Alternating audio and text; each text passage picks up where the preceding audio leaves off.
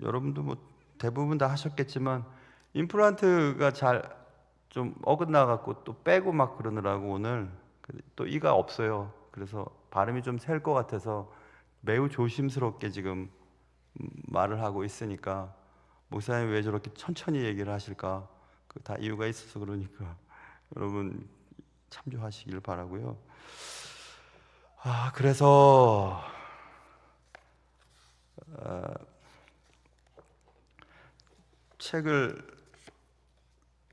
책 뒤에는 제가 책을 구입한 날짜를 써놓는 그런 습관이 있는데 1999년 1월 20일 날 이 책을 학교 서점에서 구입을 했더라고요. 구입을 한 이유는 그때 학교에서 무슨 특강이 있다고 하는데 특강 제목이 너무 눈에 들어왔습니다. 그 특강 제목은 행복의 추구라고 하는 특강의 제목이었어요. 외부에서 좋은 교수님이 오셔서 특강을 한다고 하니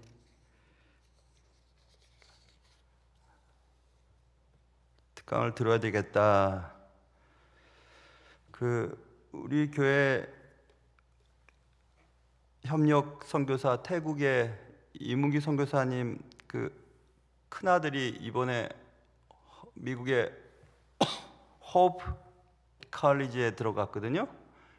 미시간에 있는 호프 칼리지 참 좋은 학교입니다. 호프 칼리지의 심리학 교수 데이빗 마이어라고 하는 교수님이 계세요. 그분이 오셔서 특강을 한다고 해서 특강을 들으러 갔다가 강의가 너무 좋아서 구입을 한 책이 이 책이에요. The Pursuit of Happiness라고 하는 행복의 추구라고 하는 이 책인데 무척 좋습니다. 그래서 그때 강의를 듣고 책을 가난한 유학생이지만 그때 책을 사서 읽기 시작했는데 번역본이 있나 싶었는데 아직 번역은 안 된 것 같고 내용은 그런 겁니다. 사회심리학자인 데이빗 마이어 교수가 전 세계에서 수천 건의 과학 연구를 검토함으로 우리가 그토록 원하는 행복에 대한 이야기를 하였습니다. 몇 가지 질문을 던지게 되는데 대부분의 사람들이 행복할까? 라고 하는 질문, 그리고 행복한 사람들의 내적인 특성은 무엇이 있을까? 무슨 특별한 어떤 내적인 특성을 가지고 있지 않을까라고 하는 질문을 던지고 또 다른 질문은 외향적인 사람이 내성적인 사람보다 더 행복할까? 라고 하는 질문을 또 던지고 또 재미있는 질문은 남성이 여성보다 더 행복할까? 한번 생각해 보세요. 또 하나는 종교적인 믿음을 가진 자들은 내면의 평화, 기쁨을 그 종교 활동을 통해 증진시킬 수 있을까? 라고 하는 질문. 또 하나는 행복은 부자와 함께 오는가? 되게 재밌는 질문이죠.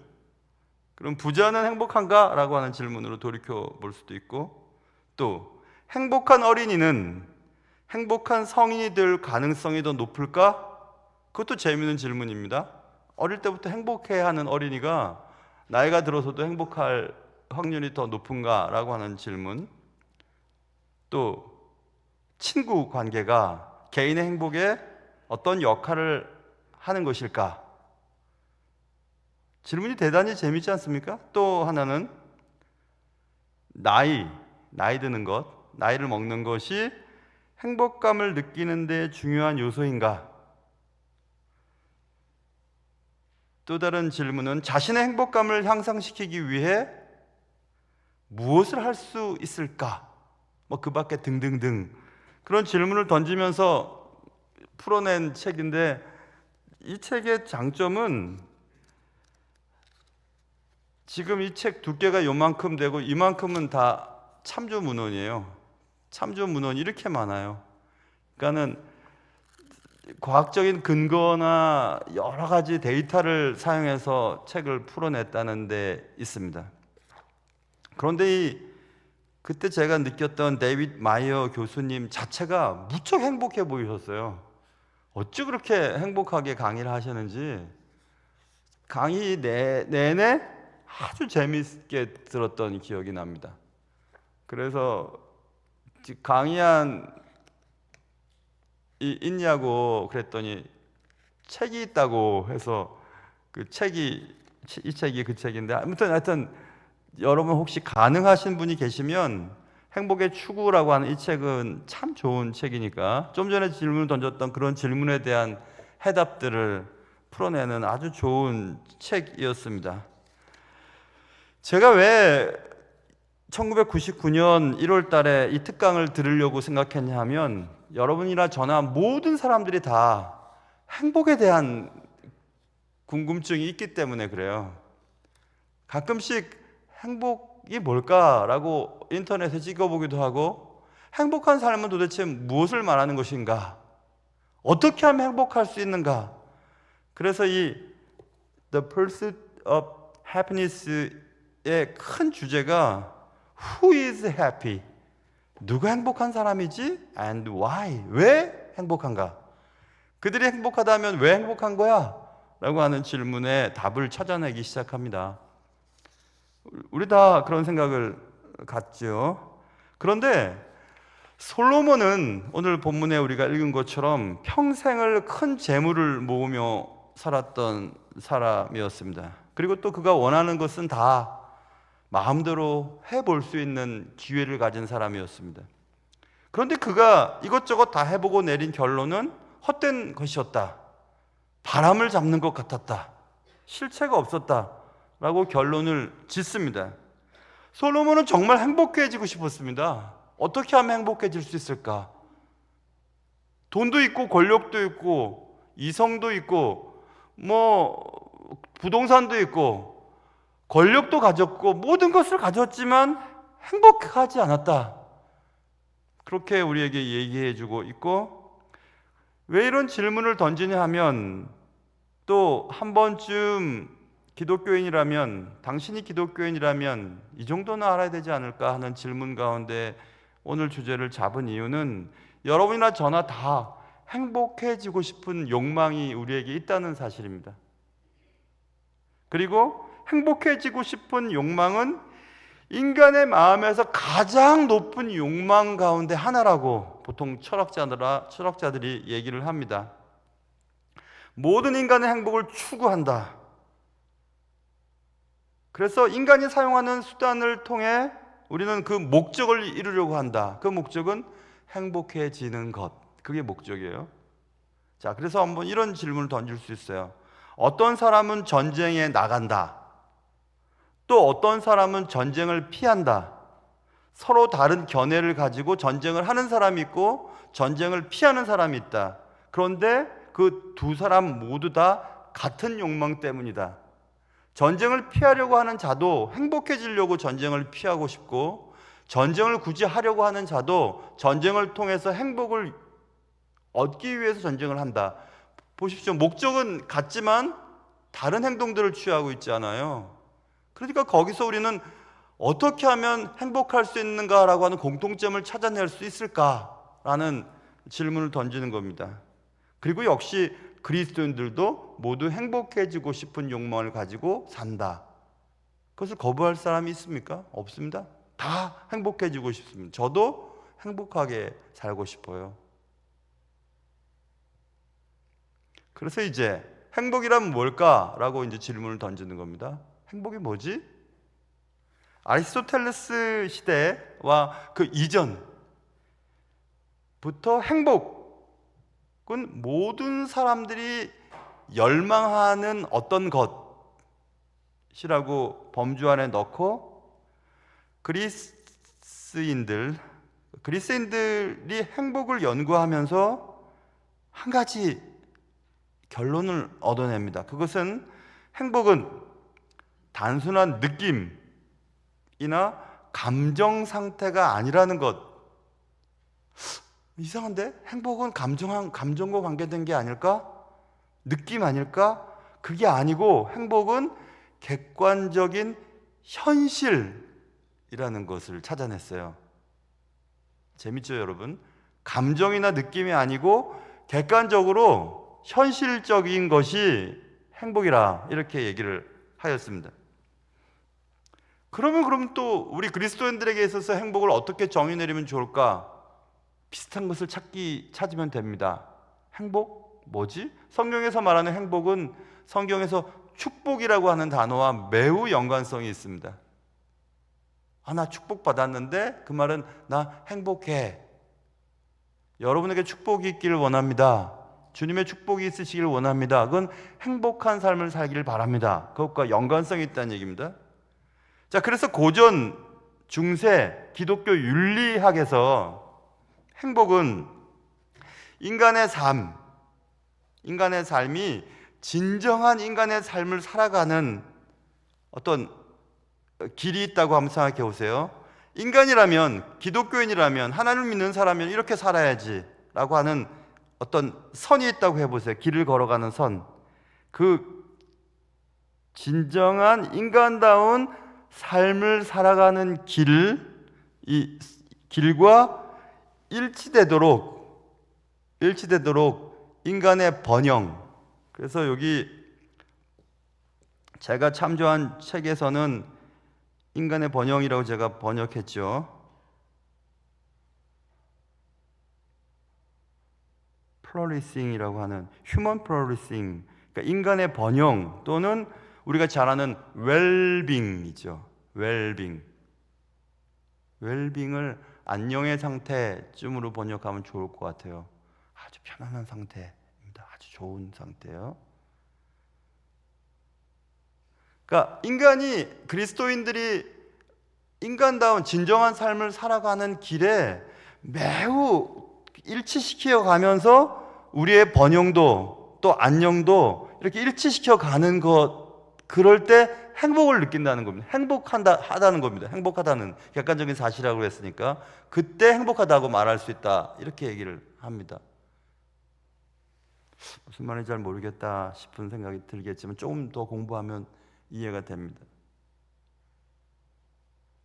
자, 이렇게 얘기하면 되겠네요.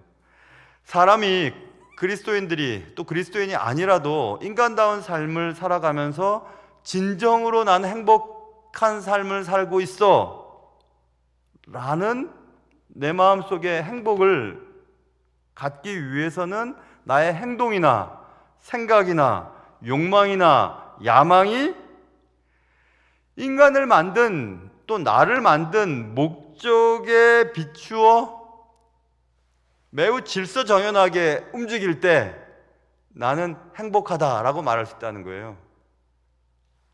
우리가 얼마 전에 생각해 보았던 성공 개념과도 비슷해요. 하나님이 우리에게 맡기신 책임을 완수할 때 그 사람은 성공했다고 말하지 않았습니까?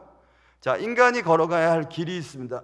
각자에게 하나님이 원하시는 길이 있는데, 그런데 그 길을 걸어가기 위해 나의 욕망, 생각, 야망, 행동, 그 모든 것들이 나를 만드신 목적에 맞추어서 질서정연하게 걸어가는, 그때 우리는 행복하다라고 말한다는 겁니다. 그래서 소결론을 내릴 수 있어요. 행복은 심리적인 프로젝트가 아니라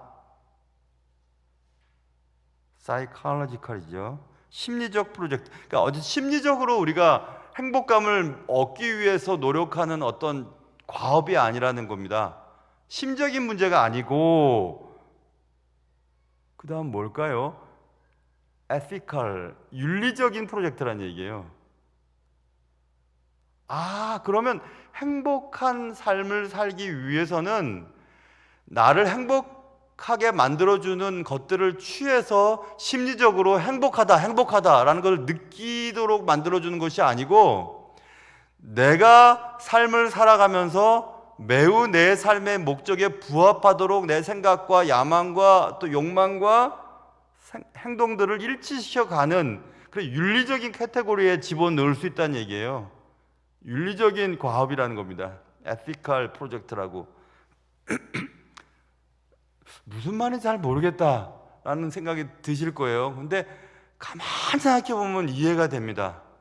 저도 이 원고를 오래전부터 구상하고 타이핑은 며칠 전에 타이핑을 했어요. 쭉 이제 머릿속에 넣었던 것들을, 또 자료들을 모았던 것들을 쭉 타이핑을 하면서 정리를 해보았는데, 물론 이 지금 제가 용어 사용이 서투를 수도 있습니다. 왜냐하면 일반적인 그냥 그 심리학이나 철학책이나 기독교 윤리학을 번역하면서 어떤 번역이 좋을까 단어를 찾다가 좋은 번역이라고 생각해서 단어를 찾은 거니까, 이게 뭐 어디서 얘기가 나오거나 강의가 되거나 한 것이 아니에요. 제 스스로 이해되는 단어를 찾은 거거든요. 그러니까 한번 생각해 보세요. 다시 한번 쉽게 생각해 보면, 어떤 심리적인 어떤 것들을 충족시킴으로 행복감을 느껴, 행복한 감정이 생겼어. 그게 아니란 얘기예요. 우리가 삶을 살아가면서 우리의 삶의 목적, 나를 만든 목적에 부합하도록 생각하고 행동하고 결정하고 움직이는 것, 그러니 윤리적인 프로젝트에 포함될 수 있다, 이렇게 말할 수 있습니다. 좀 더 한번 구체적으로 넘어가 보면 좋을 것 같아요. 그래서 그러면 행복을 추구한다고 했지 않습니까? 그럼 우리는 행복을 추구한다는 말은 그러면 뭘 말하는 걸까? 우리는 행복하고 싶어요, 나 행복한 삶을 살고 싶어요 하고 행복을 추구한다는 것은 뭘 말하는 것일까? 먼저 잘못된 것들을 말씀드릴 수 있어요. 행복을 추구한다는 것을 곧 즐거움을 추구한다는 것으로 여기면 안 된다는 겁니다. 그래서 끊임없이 재미난 것을 추구하기 시작했어요, 인간이. 행복을 추구한다는 명제 아래.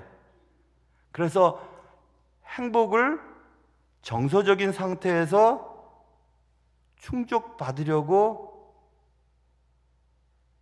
애쓰게 되었다. 그래서 윤리학에서 제가 이번에 알았습니다.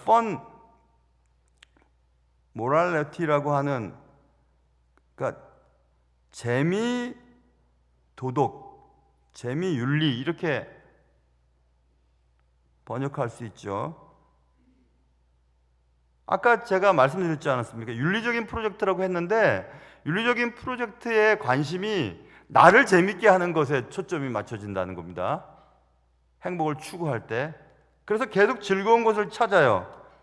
그런데 그 즐거운 것을 찾는 것이 실제로 윤리적인 선택과 상반되는 일들을 만들어 놓았다는 거예요.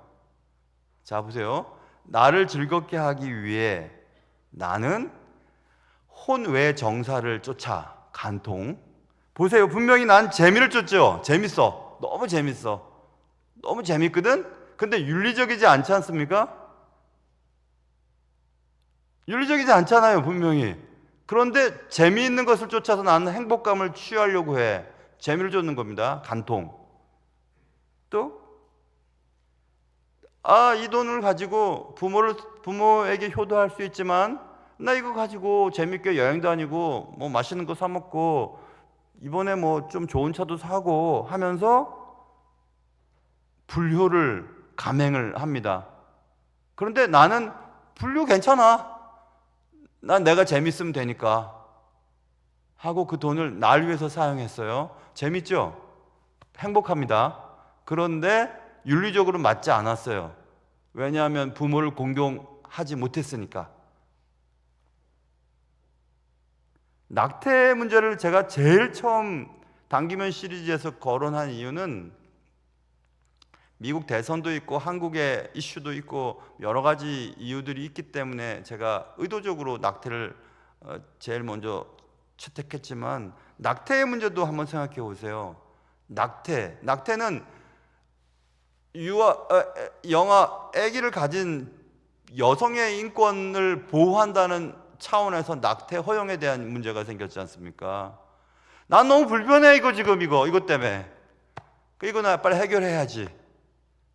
이걸 해결하면 난 재밌게 살 수 있으니까 하고 나를 즐겁게 하는 쪽으로 선택을 해버립니다. 재미도덕이에요. 그런데 윤리적이진 않아요. 분명히 기독교적인 윤리관으로 볼 때도 윤리적이진 않습니다. 절대로. 자꾸 지금 부딪히는 겁니다. 그러니까 재미도덕과 실제로 윤리적인 프로젝트를 수행하기 위한 행복 추구에 자꾸 문제가 생기는 일들이 생겼어요. 그래서 나쁜 윤리적인 선택을 통해 어떤 종류의 행복을 추구하려고 하는 이상한 경향이 벌어지게 되었다.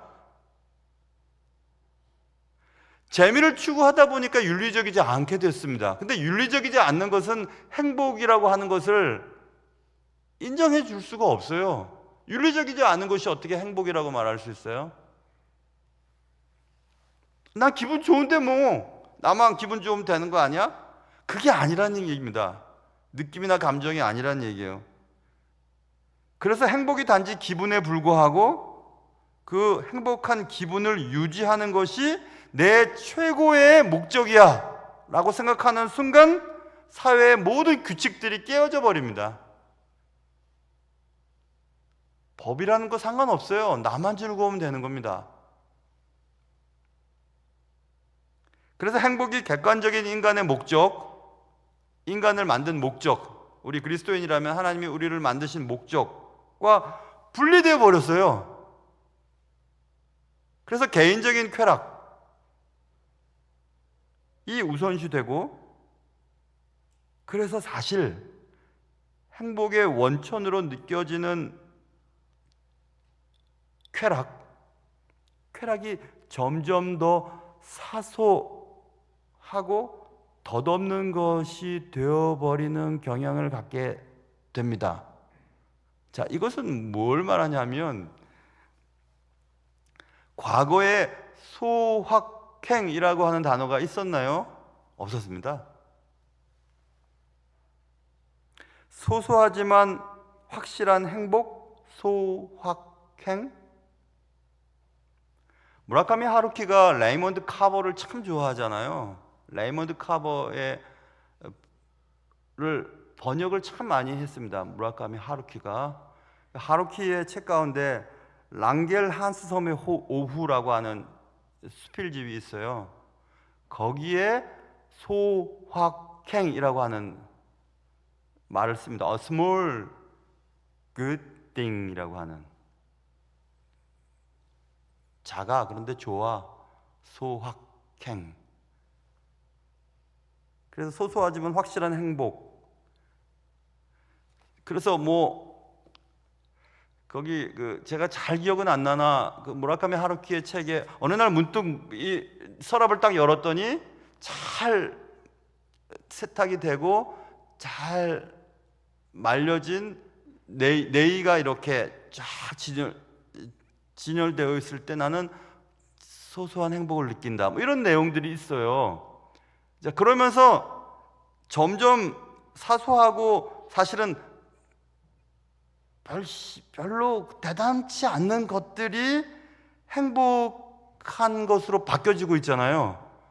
그래서 나는 집을 못 사니까 차라도 좋은 걸 사서 좋은 차를 몰고 다닐 거야. 청년들이 예를 들면 나는 맛있는 음식을 이 정도는 먹을 수 있지 하고 꽤 비싼 음식점에 가서 음식을 막 찍고 SNS에 올리고, 나 이거 먹었지? 너희들 못 먹었지? 하고 올리고, 어디 여행을 갔다 와서 여행 가서 막 찍고. 근데 그게 행복입니까? 수만 번씩 그런 일을 해도 행복하지 않아요. 뭐가 그게 행복해요? 하나도 행복해 보이지도 않고, 본인들은 행복해 보일지 모르지만 행복할지 그러니까 점점 인간이 사소하고 덧없는 일에 집중을 하고 그 집중된 것들을 만족시키면서 행복감을 느끼려고 합니다. 근데 행복하지 않습니다. 소확행이 이렇게 우리 사회의 저변에 자리 잡았는데 왜 청년들이 행복하지 않은지 생각해 보세요. 행복하지 않아요. 저희 때보다도 하나도 안 행복해 보입니다. 한번 이렇게 또 생각해 볼 수 있습니다. 예전에는 악기를 이제 배우려고 바이올린을 배우거나 뭐 첼로를 배우거나 뭐 기타를 배우거나 아니면 고전 문학들을 한번 읽어봐야지 하면서 잘 이해되지 않는 문학 책들을 읽고 또 바이올린을 배우기 위해서 애를 쓰고 또 아름다운 정원을 가꾸기 위해서 뭐 조경이나 원예에 대한 책들을 읽으면서 아주 까다롭게 그것들을 해냄으로 즐거움을 추구했다면 요즘에는 수동적으로 오락적인 소비를 통해 행복감을 느끼려고 하는 쪽으로 바뀌어버렸어요. 그래서 그렇게 하려고 하지 않습니다. 그냥 게임 들여다보고 또 좀 별로 그렇게 필요하지 않는 것들을 사고 그러면서 행복감을 느끼는 거예요. 택배를 주문하고 택배를 받기까지. 받고 나서는 또 그 행복감은 사라져버리는 되게 사소하고 덧없는 쪽으로 변질되어 가고 있잖아요. 인간이 행복을 추구하는 것이. 그래서 기독교적인 관점에서 행복을 추구하는 것을 살짝 한번 짚고 넘어가야 할 것 같은데, 아까 말씀드린 것처럼 하나님께서 우리를 만드시고 우리는 그분께 순종하기 위해 우리가 생각하고 결정하고 움직이고 사고하는 그런 모든 행위를 통해 하나님이 나를 통해 이루고자 하는 그 목적에 자꾸 가까이 가면서 움직일 때 행복함을 느끼는 그런 것들을 잃어버렸어요. 그게 진정한 행복인데, 무질서한 이 사회 속에서도 그리스도인으로 살아보려고 하는 그 강한 마음들이 사라지고 그냥 뭐 세상의 어떤 흐름 속에 그리스도인들이 막 붙어버렸습니다. 그래서 한국 교회의 역사 속에 요즘처럼 이 개신교, 특별히 기독교에서 개신교의 영향력과 질적인 타락이 심해진 때가 있었나요? 이런 때에 목회를 하고 있는 목사로서 저는 정말 견딜 수 없을 만큼 수치스러운 삶을 요즘에 느낍니다. 개신교의 역할이 대단했거든요, 한국 사회에. 그런데 요즘은 개신교에 대해 얼마나 사회 일반적인 사람들이 신뢰를 놓는지 모르겠어요. 왜 그럴까요, 여러분? 왜 그럴까요? 그건 그런 것들 때문에 그렇습니다. 그러니까 우리가 무엇을 행복한 것인가, 그리고 우리는 어떻게 해야 행복한 삶을 살 수 있을 것인가에 대한 근본적인 생각이 지금 달라졌어요. 그래서 심지어는 이 정도 갖고는 안 돼 해서 더 나은 행복의 추구에 현대인들은 집착하기 시작을 하게 되었습니다. 저도 이번에 공부하면서 알게 됐어요. 이 책에는 나와 있질 않아요. Better than well이라고 하는, 좋은 것보다 더 좋은 것이죠. 나은 것보다 더 나은 것.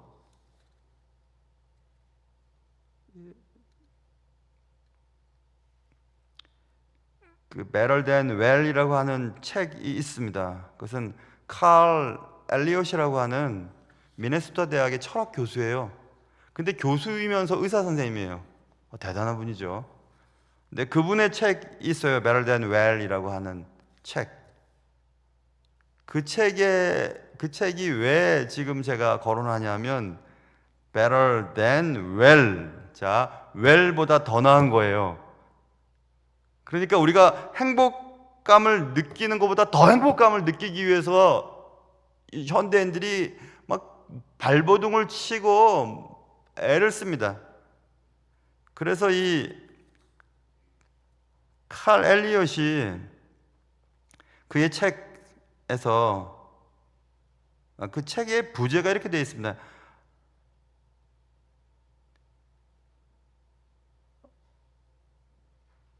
American Medicine meets the American Dream 이렇게 돼 있던데요. 보니까 그러니까 미국의 의약품 혹은 의료가 미국의 꿈과 만났다는 얘기예요. 그게 무슨 얘기냐면 그 책에 이렇게 써 있어요. 미국 사람들이 좀 이상하게 변하고 있는데 이상하게 변하는 것 중에 하나는 뭐냐 하면 제가 여기를 그냥 강화 혹은 향상 기술 이렇게 강화 혹은 향상 이렇게 번역을 하는 게 좋을 것 같아서 번역했는데 enhancement technologies 그러니까 강화시키고 향상시키는 어떤 기술을 사용하는 방법이 발전되고 있다. 아까 말씀드렸죠.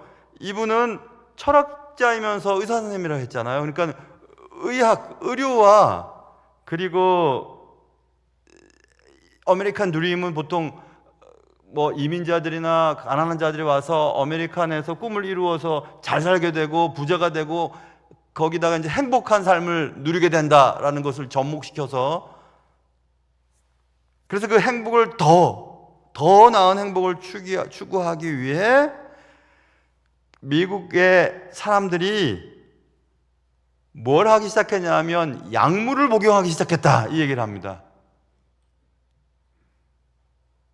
그리고 행복한 환상을 지속하기 위해 의료 어떤 방법들을 또 사용했다.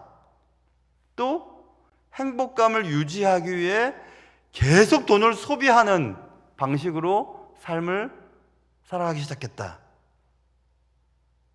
독이 되는 관계, 이것은 뭐냐면 나를 행복하게 만들어 주기 위해 아까 말씀드린 옳지 않은 관계를 유지함으로 날 더 극도로 행복하게 만들어주는 방법을 선택하게 되었다. 더 나은 행복, 더 오래 지속되는 행복. 그것을 위해서 이 미국 사람들이 강화 기술에 열광하는 소비자로 프로젝이라고 하는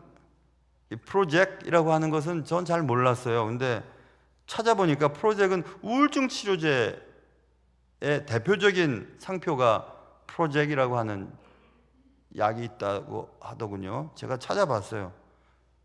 그러니까 프로젝, 비아그라, 보톡스 등등등. 자, 보세요. 의학적인 것들을 사용해서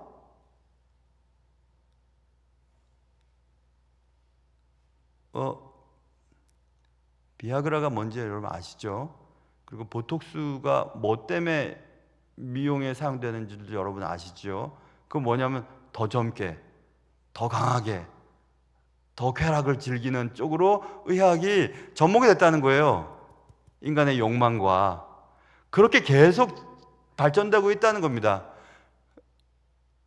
자, 그러면 그리스도인들에게 요구되었던 행복과는 전혀 딴판으로 지금 사회가 진행되고 있죠.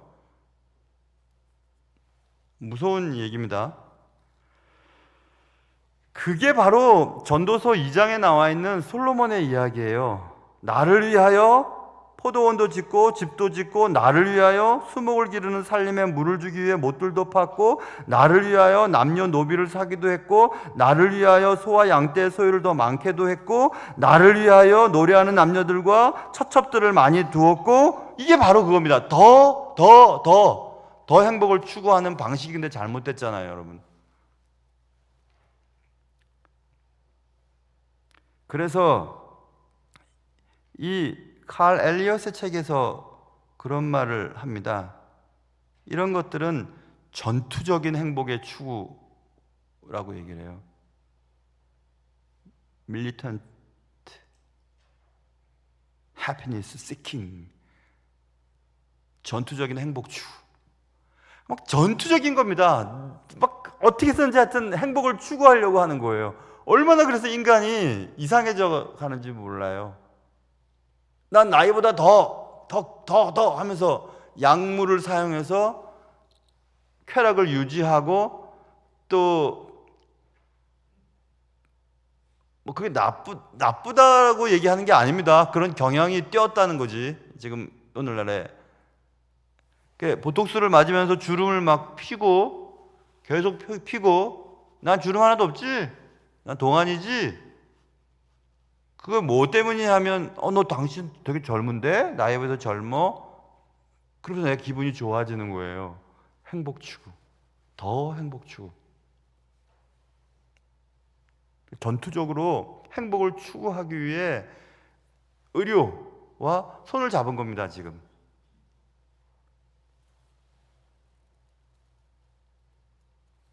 그런데 솔로몬이 이것도 해보고 저것도 해봤지만 2장 11절에서 다 무익했어. 바람을 잡는 것이었어. 헛된 것이었어. 라고 얘기하지 않습니까? 근데 지금 그 과정을 지금 오늘날 현대인들은 계속 지금 그 과정을 가고 있습니다.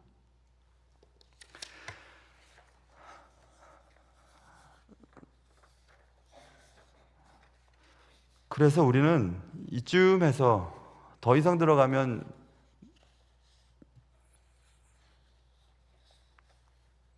너무 골치가 아플 테니까 이쯤에서 그러면 기독교적인 행복의 철학을 한번 정리를 해봐야 될 것 같아요.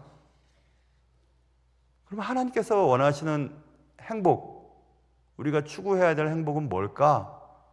그리스도인들은 어떤 행복의 철학을 가지고 행복을 추구해야 된다는 것일까? 굉장히 중요한 얘기입니다. 첫째, 행복에 대한 갈망은 보편적인 갈망이고 그것은 죄가 아니라는 사실을 인정해야 된다는 겁니다. 행복하고 싶어, 나 행복하고 싶어 라고 하는 건 죄가 아니에요. 죄라고 생각하면 안 되는 겁니다. 그리스도인들이 행복한 삶을 살아야죠. 당연히. 그건 첫째. 두 번째는 그래서 내 스스로 내 마음속에 행복에 대한 갈망을 부정하거나 저항할 필요도 없다. 우리는 행복을 추구해야 한다. 두 번째. 세 번째. 여기서부터 이제 결론이 나가고 있는데 가장 깊고 가장 지속적인 행복은 뭘까? 그것은 오직 하나님 안에서만 찾을 수 있다. 그럴 결론이 나올 줄 알았어요. 여러분 생각했겠지만 왜 그런가 생각해 보세요. 지금 동시대에 영향을 미치는 목사님들 가운데 존 파이퍼 목사님이라고 계세요. 존 파이퍼 목사님, 우리가 잘 아는 Don't waste your life, 너의 삶을 낭비하지 말아라 라고 하는, 여러분 유튜브에서 당신의 삶을 낭비하지 마십시오 혹은 뭐 그런 키워드를 넣어서 한번 쳐보십시오. 그러면 이 존 파이퍼의 설교가 나옵니다. 영어로 나오지만은 친절하게 한국말로 유튜브로 하시는 분들이 계셔서 밑에 쭉 한국말로 좀 나와요. 그래서 당신의 삶을 낭비하지 말라고 하는 유명한 설교와 유명한 책이 있어요. 존 파이퍼 목사님은 미네소타 주의 베들레헴 교회 담임 목사님이죠. 그분이 기가 막힌 말을 합니다. Battling Unbelief라고 하는 불신앙과의 싸움이라고 하는 책이 있어요. 아주 좋은 책입니다. 거기서 기가 막힌 단어를 써요. 그리스도인들의 행복의 추구를 할 때 우리는 어떤 행복을 쫓아야 되는가? Superior happiness라는 말을 해요. 우월한 혹은 탁월한 아주 월등한 행복을 추구를 해야 된다는 얘기예요. 그럼 그 월등하고 우월하고 탁월한 행복이 뭔가? 우리가 추구해야 될 행복은 뭔가?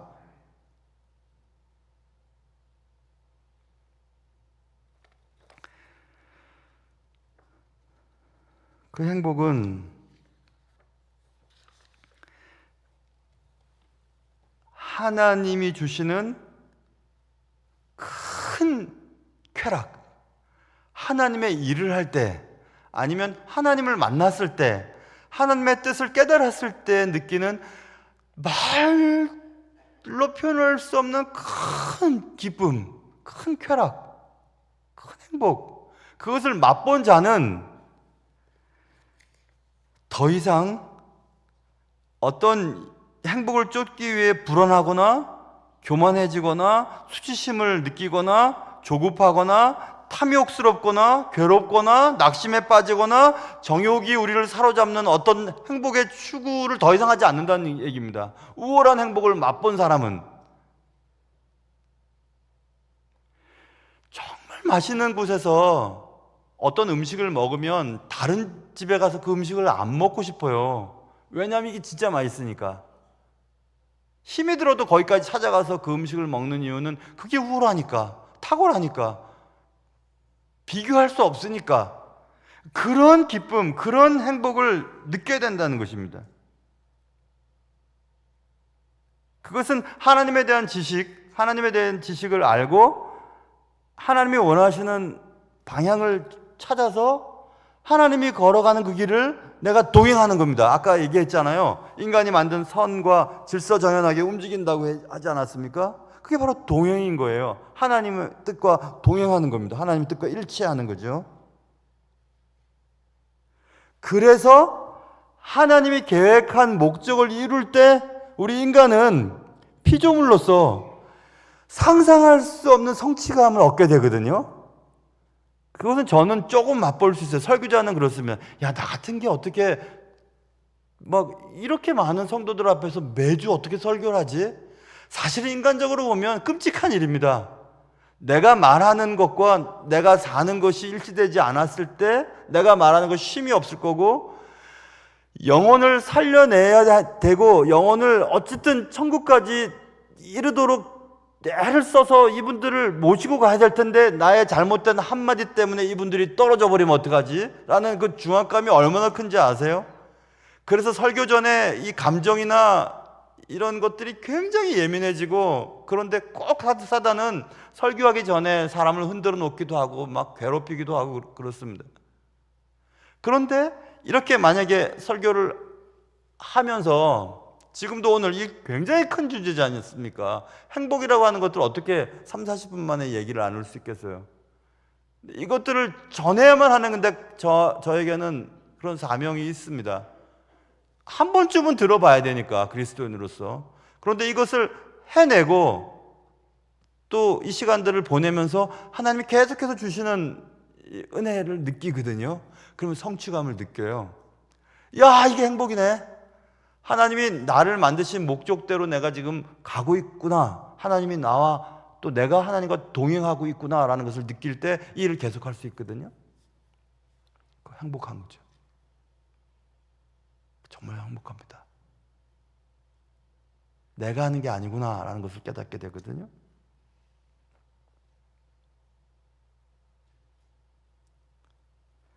그래서 여러분 다 잊어버리셔도 좋지만 제가 한 줄을 말씀드릴게요. 행복은 우리를 혹은 여러분 자신을, 나를 향한 하나님의 목적에 나의 삶을 일치시킬 때 비로소 얻을 수 있는 열매가 행복이라, 이렇게 이해하면 돼요. 다시, 행복은 나를 향한 하나님의 목적에 나의 삶을 일치시킬 때 얻을 수 있는 열매, 그게 행복이다. 만든 목적대로 사는 게 행복한 거예요. 그래서 여러분들 만든 목적이 있으실 거 아니겠습니까? 누군 뭘 주고 누군 뭘 주고 누군 다른 사람에 비해서 뭘 줬지 않았겠습니까? 그것을 발견하고 그것을 통해서 하나님이 나를 통해서 그 은사를 통해 하나님이 이루고자 하는 그 목적을 이루어갈 때 행복하다니까요.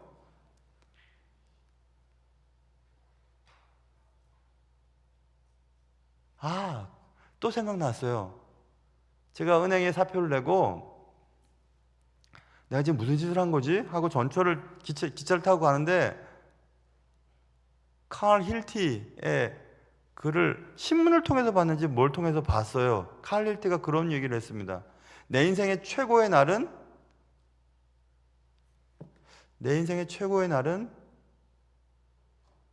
내 인생의 목적을 발견한 날이었다. 이런 얘기였어요.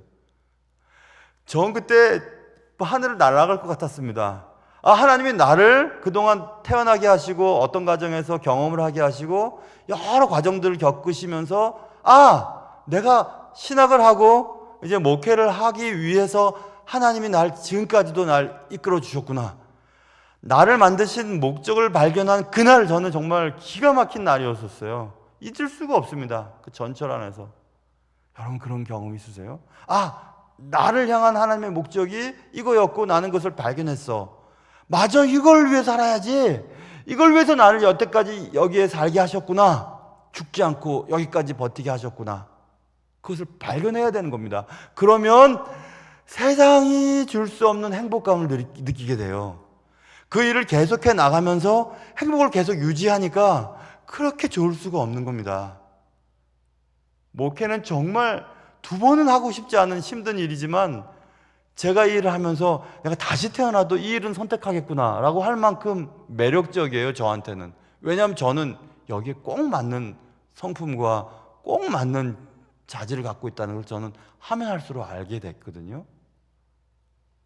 그러니까 행복한 거예요, 여러분. 돈이 없어도 사람들이 뭐라고 해도 그냥 하는 겁니다. 진정한 행복의 길을 내가 가고 있다고 분명히 믿기 때문에 그렇습니다. 어릴 땐 잘 몰랐어요. 구주를 알 때 행복 있네. 그 사랑 안에 거함으로 내 삶이 참 변화되었네. 주는 나의 행복. 그때 몰랐어요. 근데 이거 준비하면서 알았어요. 구주를 아는 것이 행복이고 구주와 함께 사는 것이 행복이구나. 그것을 알게 되었습니다. 사랑하는 성도 여러분, 여러분을 행복하게 만들어주기 위한 그 어떤 것들이 존재하지 않습니다. 솔로몬이 이미 다 해보고 나 그거 헛된 거야. 그렇게 하지 마. 더 행복하기 위해서 의료적인 약을 투입하거나 뭘 하거나 해도 안 됩니다. 돈을 아무리 많이 가져도 안 됩니다. 정말 행복하려면 여러분을 만든 목적에 따라 여러분이 살아가면 매번 행복한 삶을 살 수 있어요. 여러분에게 이런 깨달음이 있으시기를 주님의 이름으로 축원합니다. 기도하겠습니다. 하나님 아버지, 우리에게 탁월한 즐거움, 우월한 행복, 그것을 주시고 가장 깊고 가장 지속적인 행복, 주님과 함께하는 행복, 주님이 나를 통해 이루고자 하시는 일들을 이루어가는 그런 행복을 우리에게 허락하여 주옵소서. 귀하신 예수님의 이름으로 기도합니다. 아멘.